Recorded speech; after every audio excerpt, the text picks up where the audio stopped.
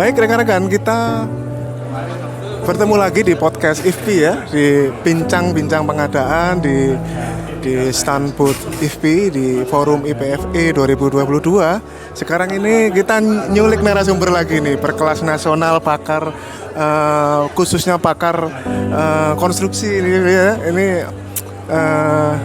Bu Ira dari Biro Administrasi UKPBJ Provinsi Bengkulu ya, Bu Ira. Dan saya kira semua orang sudah tahu kamu luar biasa. Pada podcast kali ini saya mau minta tanggapan Mbak Ira ini ya terkait dengan terkait dengan Perpres perubahan yang kedua ini ya, yang bocorannya sudah dikeluarkan sama LKPP kemarin ya kan, walaupun aturan barunya belum keluar sebenarnya, tapi kan official slide-nya sudah dikeluarin tuh ya, berarti boleh lah ya kita selaku fungsional pengadaan menanggapi ya. Mbak Ira, ada satu pasal yang terus terang kalau buat saya cukup ngeri-ngeri sedap. Pasal 9 ini bunyinya di sini, penambahan kewenangan pengguna anggaran dengan pertimbangan untuk mengatasi kekosongan hukum dan atau stagnasi pemerintahan guna kemanfaatan dan kepentingan umum dalam menyesuaikan prosedur, tata cara, tahapan, metode, jenis kontrak dan atau bentuk kontrak pada proses pengadaan. Wah, ini gimana nih tanggapannya? Kalau menurut aku ini sebenarnya ada tanggapan bebas ya. Ada sisi negatifnya, ada sisi positifnya juga ada. Kalau kita bicara sisi positif, mungkin ya seperti kita ketahui nih waktu yang Perpres 16 keluar gitu kan, ada beberapa KLPD yang malah membuat SE berkaitan dengan menindaklanjuti kaitannya dengan pasal 86 ya, menindaklanjuti pengaturan pengadaan barang jasa karena merasa pada perubahan 16 ini dianggap ada hal-hal yang belum tegas atau yang kurang jelas gitu kan, jadi bikin SE ini. Nah akhirnya memang rame-rame bikin aturan. Nah tapi tentu saja ketika menindaklanjuti aturan pengadaan barang jasa ini harus sesuai dengan peraturan perundangan yang ada. Artinya tidak boleh bertentangan dengan aturan yang di atas ya kan, seperti itu. Udah clear di situ ya. Terus tahu-tahu sekarang di kisi-kisi kemarin jadi ada kaitannya nih antara pasal 9 ini nanti dengan pasal 86. Pasal 86. Ya. Pasal 86 itu dihapus ya. Karena gini, pasal 86 itu dihapus. Jadi tidak ada bisa lagi membuat aturan sendiri gitu kan. KLPD itu nggak boleh bikin aturan sendiri karena alasannya itu untuk jangan sampai ada keanekaragaman terkait dengan peraturan pengadaan barang jasa ini. Memang KLPD-nya nggak bikin aturan, tapi kalau menurut aku dari sisi pasal 9 tadi ya, bahwa PA itu dapat ada kewenangan ya PA. Artinya dia memang bukan KLPD tapi PA, artinya masing-masing OPD itu bisa bikin aturan. Nah, kalau memang yang bikin pengguna anggarannya memang memahami teknis, memang memahami bahwa ketika mereka akan katakanlah memodifikasi untuk peraturan pengadaan barang jasa berkaitan dengan proses pengadaan, mereka paham tuh nggak masalah gitu kan.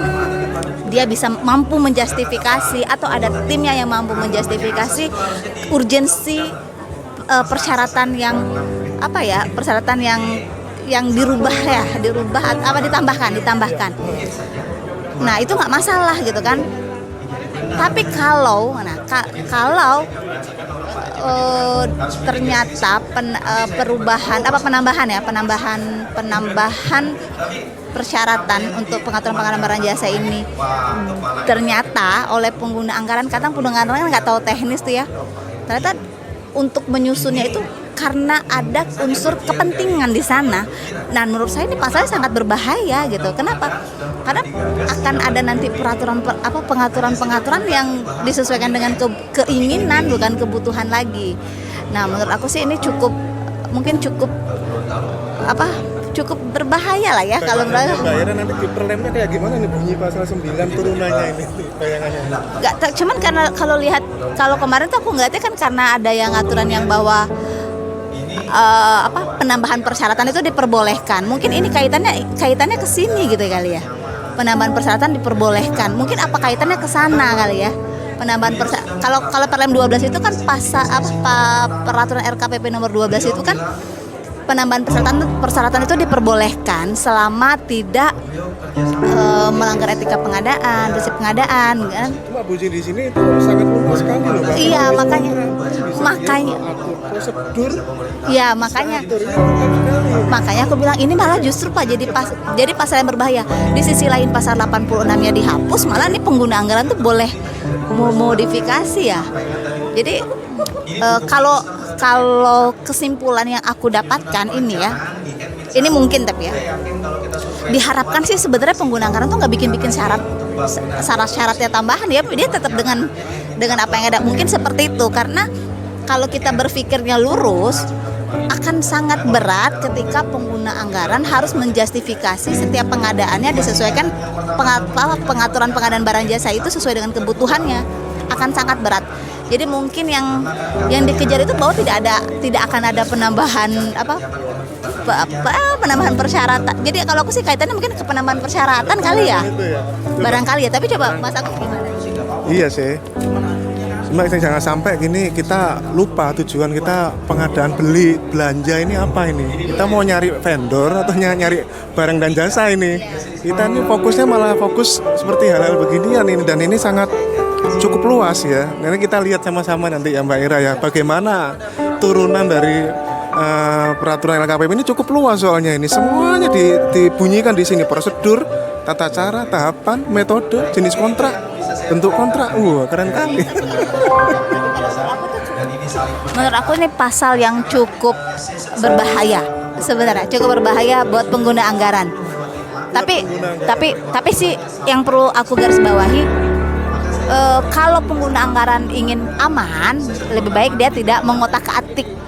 Gini, kalau pasal ini misalnya nih didelegasikan ke KPA nih, tapi pengguna anggaran tetap menjalankan fungsi ini, gimana tanggapan kalian? Banyak terjadi seperti itu, pengguna anggaran mendelegasikan ke KPA, berarti kan tanggung jawabnya pindah dong sebenarnya kan secara hukum. Tapi walaupun sudah didelegasikan pengguna anggaran, apalagi dengan pasal seperti ini, kalau misalkan dia tetap menjalankan fungsi seperti ini, apa kira-kira apa yang akan terjadi ini kira-kira kalau sudah didelegasikan ke KPA nih? Nah ini nanti balik-balik lagi juga dengan kisi-kisi pasal 10 loh, perubahan pasal 10, bahwa KPA yang ditunjuk itu harus memiliki kompetensi sebagai PPK. Tuh, kompetensi sebagai PPK ini good news-nya nih. Ya, itu. Artinya harus ada nih pelatihan-pelatihan untuk KPA ya. Karena biasa kan jadi KPA itu kan karena jabatan dia jadi KPA. Terus dia nggak punya sertifikat karena dia menjalankan tugasnya sebagai PPK, dia nggak pakai sertifikat dong. Nah kalau sekarang nih bahasanya KPA harus memiliki kompetensi sebagai PPK, berarti harus dia setidak-tidaknya si KPA ini dia harus ikut pelatihan lah paling tidak ya. Dia paling nggak pernah ikut pelatihan pengadaan barang jasa, nggak bisa serta merta dia jadi KPA terus bisa jadi nah ini mungkin yang juga mungkin pasal ini kali ya untuk menggaris enggak juga sih, tapi ya karena kan PA sendiri ya, dan rasa aku juga KPA kalau bikin aturan untuk bikin pengaturan rasanya itu hanya untuk PA, sama kan kayak untuk APBD kan batasan KPA itu kan dia kan digaris bawahi apa yang bisa dilakukan oleh KPA khususnya untuk APBD kayak apa yang bisa didelegasikan. Nah mungkin rasanya untuk pasal 10 ini yang kaitannya yang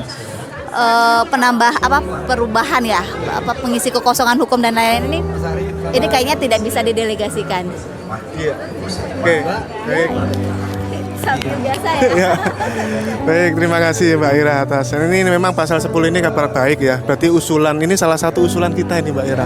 Baik, pada saat itu kita menyampaikan usulan bahwa KPA yang menjalankan fungsi PPK harus memiliki kompetensi. Nah kalimatnya halus seperti ini ya. Kita terima kasih ya sama LKPP yang sudah mengakomodir usulan dari kita ya.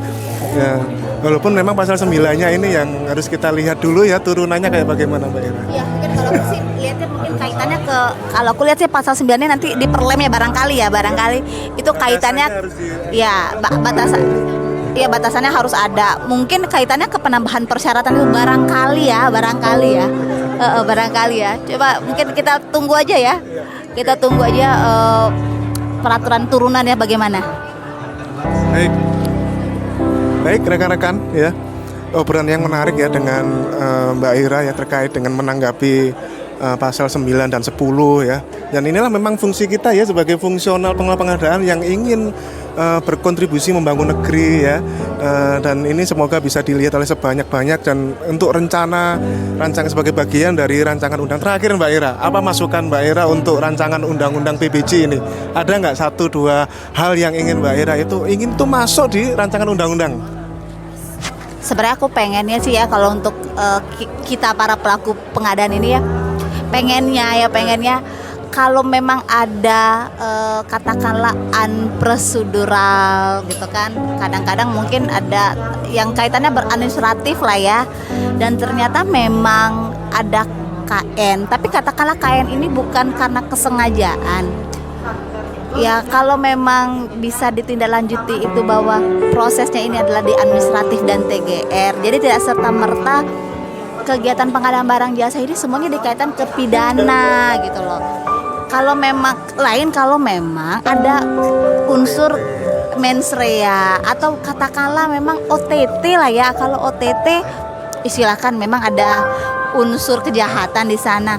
Tapi kalau memang proses tender terus pelaksanaan kontrak atau pengandalan kontrak ternyata mungkin nanti selesai outputnya ada yang tidak sesuai spesifikasi, berarti yang dikejar itu adalah mereka memperbaiki gitu kan. Jadi memang mengedepankan bahwa perbaiki loh sesuai dengan spesifikasi, kalaupun nanti ada temuan di depannya gitu kan, bahwa si penyedia jasa itu harus memperbaiki ketika ada temuan. Dan jadi gini, teman-teman pun yang di pelaku pengadaan ini juga nyaman dalam bekerja gitu kan. Jadi mereka juga akhirnya nggak bikin aturan yang aneh-aneh gitu kan, karena kan biasanya gini loh, mereka tuh bikin aturan yang aneh-aneh nih ya. Teman-teman ini kadang waktu pada saat kayak PPK terus Pokja itu, ini ada kekhawatiran kalau nanti penyedia yang mereka tunjuk itu nawarnya rendah misalnya kan gitu, terus ternyata mereka nggak tahu kualitasnya, akhirnya mereka bikin persyaratan yang kayak seperti kuncian gitu, saking khawatirnya. Karena nanti kalau ada apa-apa kejadian pelaksanaan kontrak, mereka ikut keseret seperti itu sebenarnya ya. Itu khawatiran teman-teman. Jadi kalau semua proses pengadaan ini semuanya ditarik ke ranah administratif, ya rasanya teman-teman juga lebih nyaman, lebih profesional. Tapi lagi-lagi kalau OTT ya silakan, itu pidana. Terima kasih Mbak Ira. Rekan-rekan semua, podcast kali ini, episode ini seru ya dengan Mbak Ira. Dan kita akan ketemu lagi dengan podcast episode selanjutnya. Terima kasih rekan-rekan, kita tunggu dengan episode selanjutnya. Terima kasih Mbak Ira atas waktunya ya. Sukses, salam pengadaan. Assalamualaikum warahmatullahi wabarakatuh.